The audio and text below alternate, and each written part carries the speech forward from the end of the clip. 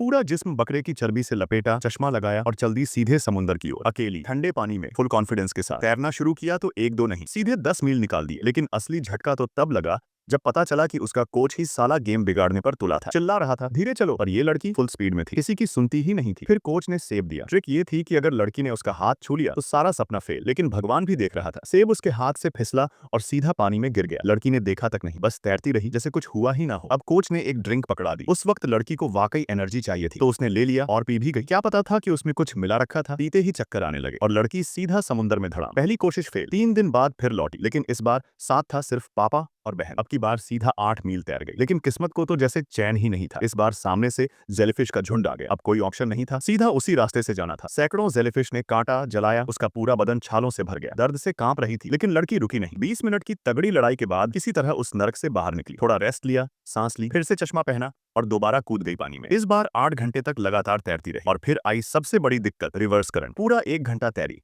लेकिन वहीं की वहीं शरीर जवाब देने लगा था। अब तो जैसे उम्मीद भी डगमगाने लगी थी। तभी उसकी बहन पानी में कूदी, साथ तैरने लगी। पर कुछ देर बाद वो भी थककर बोट पर लौट गई। अब लड़की थी और बस समुद्र, अकेली। धीरे धीरे धुंध छा गई। रात हो चुकी थी, कुछ भी साफ नहीं दिख रहा था। 13 घंटे हो चुके थे उसे तैरते हुए। थक चुकी थी वो, लेकिन हार मानना उसके बस की बात नहीं थी। तभी कहीं दूर एक रोशनी दिखी। किनारे पर लोग मशाल जला रहे थे, हौसला बढ़ा रहे थे। बस वही उसकी नई दिशा बन गई। आखिरी ताकत इकट्ठा की और तैरती गई, तैरती गई। और फिर उसका हाथ रेत को छू गया। Game over. वो इंग्लिश चैनल पार कर चुकी थी और बन गई इस समुद्र को पार करने वाली पहली औरत।